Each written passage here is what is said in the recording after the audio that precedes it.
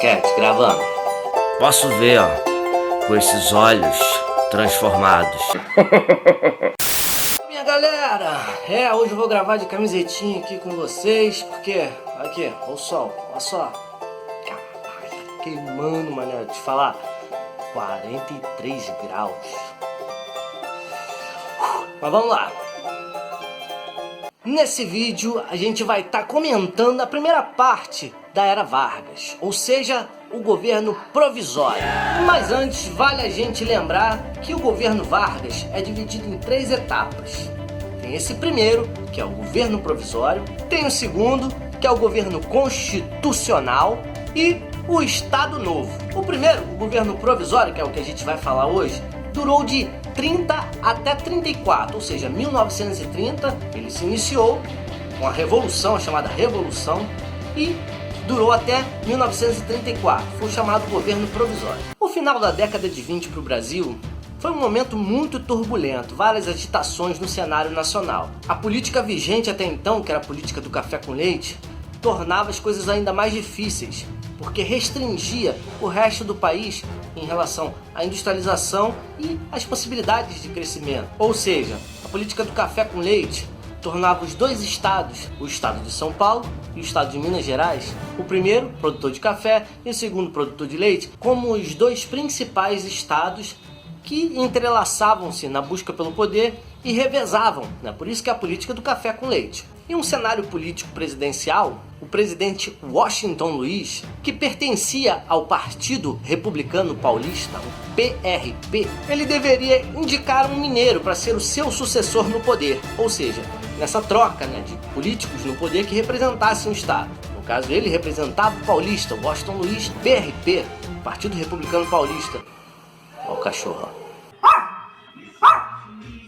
E, por outro lado, ele deveria indicar uma outra pessoa para ocupar o seu cargo posteriormente. Seria um mineiro. Porém, ele não seguiu o protocolo e indicou um outro paulista ao poder. No caso, Júlio Prestes. Foi quando, então, o Partido Republicano Mineiro, PRM, resolveu romper com o PRP.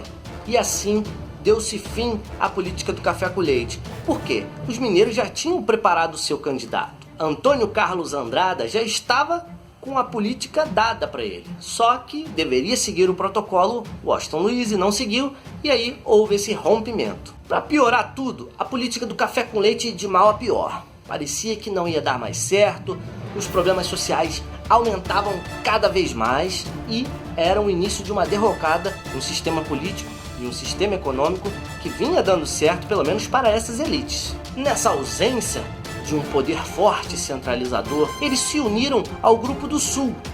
Nessa economia em decadência, eles pensaram, bom, nós precisamos de novas alianças. E eles vão buscar essas alianças no Sul. O Rio Grande do Sul se alia, por outro lado, a Paraíba também, representando uma outra parte do país que não cortava dessa fatia desse bolo até então. Juntos formaram a Aliança Liberal. Neste exato momento, em 1929, acontecia uma das maiores crises do mundo. A queda da Bolsa de Nova York, em 1929, que a gente já falou. Esse problema acabou acentuando os problemas que viviam aqui no Brasil. Por quê? Os Estados Unidos eram o maior comprador do Brasil do café e nós éramos dependentes desse café. Por isso, os Estados Unidos, entrando em crise, não podiam mais comprar o café com a mesma proposta anterior. Então, o café vai ter uma crise de produção e eles vão ter que queimar café para poder manter o preço alto, ou seja, era um problema muito grande a ser enfrentado. A Aliança Liberal vai tornar candidato, sabe quem? Getúlio Vargas, ele que a gente vai falar. E o vice João Pessoa, representando a Paraíba, também vai compor essa chapa da chamada Aliança Liberal. O PRM acabou se juntando a outros grupos e formando a Aliança Liberal, se juntando com a Paraíba e o Rio Grande do Sul, que eram os 2 estados que participaram desse rompimento com o PRP. O PRP vai lançar Júlio Prestes como seu candidato. Já a Aliança Liberal vai vir com o famoso Getúlio Vargas, que a gente vai falar mais especificamente, como candidato a presidente, e João Pessoa seria o vice dele representando a Paraíba. Era uma continuidade aí desse projeto de rompimento, enquanto do outro lado fazia o Júlio Prestes aquela representatividade da elite paulista. A Aliança Liberal ia tentar reformular aqueles valores anteriores que eram expostos na política do café com leite. Todos esses valores eles deveriam retornar à tona e era o que defendia o presidente Getúlio Vargas nesse instante, como ele representava aquele grupo, a Aliança Liberal. Sob a justificativa de fraudes eleitorais, de vários problemas que foram alegados pela Aliança Liberal, acabou que essa eleição, na qual Júlio Prestes, representando o PRP, o Partido Republicano Paulista, acabou sofrendo um golpe. E é aí que a parada vai começar a ficar nervosa. Agora eu vou contar como é que foi essa situação. Nos bastidores, as situações acontecendo, nos bastidores da política, começaram a murmurar, ou seja, cochichar sobre diversos problemas que vulnerabilizariam a situação desses componentes da Aliança Liberal. Então o que eles pensaram? O que nós podemos fazer para tentar transformar isso em positivo? Vamos ganhar outros grupos. E aí os tenentes apoiaram esse grupo. Os tenentes passaram a apoiar Getúlio Vargas. Quando o assassinato de João Pessoa, lá na Paraíba, foi o estopim para a grande revolução. Foi aí que eles pensaram, não, estão tentando nos escalar. Todo golpe ele tem que buscar uma legitimidade indústria da propaganda, tudo isso ajuda. Gente, o assunto do momento passou a ser: mataram o João Pessoa. Pô, e o PRP ajudou, olha lá, os caras estão colaborando com isso. Isso foi problemático, definitivamente. Esse apoio ao Getúlio, esse apoio ao João Pessoa, foi determinante para essa mudança de cenário. Para quê? Para acontecer a chamada revolução, para que eles pudessem tirar o Júlio Prestes do poder e colocar quem eles quisessem, da Aliança Liberal, no caso, Getúlio Vargas. Foi então que o golpe passou a ser declarado. No dia 3 de outubro de 1930, houve uma condução popular e uma comoção diante daquela situação, na qual eles levavam Getúlio Vargas simplesmente para assumir o poder. Assim, o Washington Luiz estava lá no poder para passar, para quem tivesse ganhado, e os militares foram lá e impuseram, você vai passar para esse cara aqui, Getúlio Vargas, ele vai ser legítimo. Restou a ele somente passar e pronto, acabou, né? Quando Getúlio Vargas assumiu o poder, ele teve que pensar logo, não, eu tenho que garantir que esse governo seja legítimo, que as pessoas respeitem a minha autoridade enquanto presidente a partir de agora, que senão vai entrar na moda lance de golpe, de tirar o presidente e por aí vai. Com o apoio dos militares, no caso dos tenentes, a ideia era, bom, vamos afastar os governadores e prefeitos que foram eleitos constitucionalmente, ou seja, aqueles que vão se opor a nós. Esses governadores, eles estavam ainda ligados às antigas oligarquias do país, ao sistema anterior da política do café com leite, que queria ser afastada, Exatamente por isso que ele foi eleito, para ser afastado dessas origens do conservadorismo anterior. Getúlio Vargas fecha o Congresso e com nenhum objetivo de restaurá-lo por hora. Não havia o interesse de criar uma nova Constituição para que os novos conceitos do país fossem aplicados. Em São Paulo, o Getúlio Vargas não aceitou o que estava acontecendo na política, no cenário político. Então, ele nomeou um interventor naquela região para que pudesse seguir com as diretrizes do seu governo. João Alberto, que foi o interventor, acabou gerando uma onda de descontentamento ao cumprir as ordens de Getúlio Vargas. Ele acabou arrumando muitas confusões com rebeliões que surgiram naquela época para tentar depor aquela autoridade que não representava aquele grupo paulista. Assim, São Paulo resolveu se rebelar. Olha só o que estava acontecendo, uma revolução federalista. São Paulo queria se tornar um país independente, um lugar independente do Brasil, até porque não representavam os mesmos interesses até então. Essa rebelião se chamou Revolução Constitucionalista de 1932.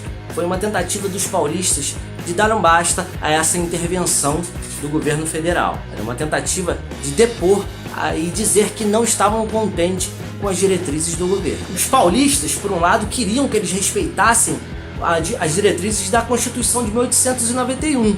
Só que Getúlio Vargas não aceitava mais essa Constituição. Nesse enfrentamento, acabou com 4 estudantes mortos: Martins, Miragaia, Drauzio e Camargo. Por isso, nasce o movimento denominado MMDC, que são as iniciais desses 4 jovens. Essa sigla acabou representando muito para os paulistas.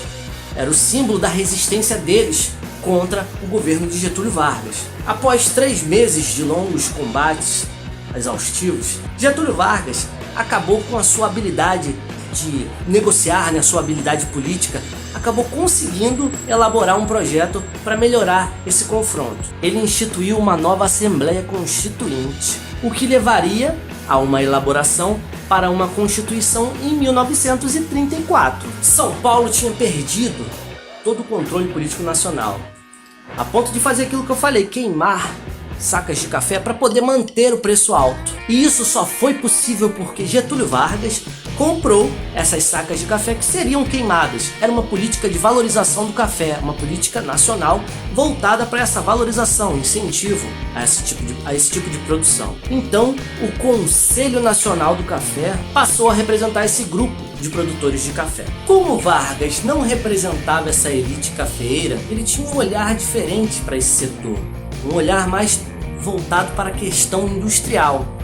E esse era o grande temor desses caras. E os principais alvos desse setor que vislumbrava Getúlio Vargas era o setor têxtil e o setor da produção de alimentos. E o nome dessa política era Política de Substituição das Importações. Por quê?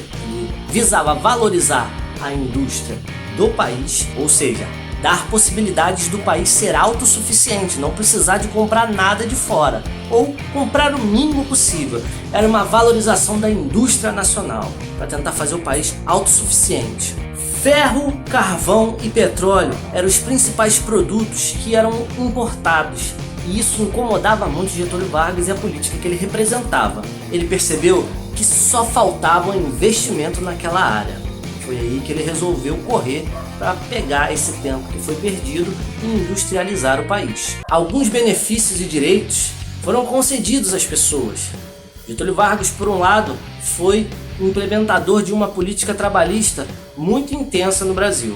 Por exemplo, foi elaborado um código eleitoral e nesse código era estipulado o voto feminino e o voto secreto. Olha só, o grupo feminino agora vai poder participar das decisões do país. É claro que ainda havia muito preconceito na participação das mulheres diretamente na política, não só com o voto, mas participar de todo o processo.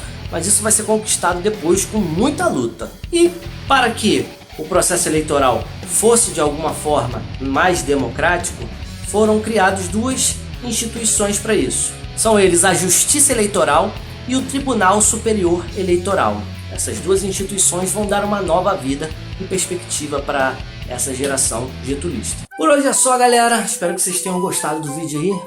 Conto com vocês aí, ó, para curtir o vídeo, comentar no que vocês acharem legal e tal. Tá muito quente, eu sei, ó, me suei todo fazendo esse vídeo. Foi brabo, mas tamo aí pra vocês. Se der, se inscreva aí na página, ativa o sininho lá pra você receber sempre em primeira mão. Falou? Um abração, até mais.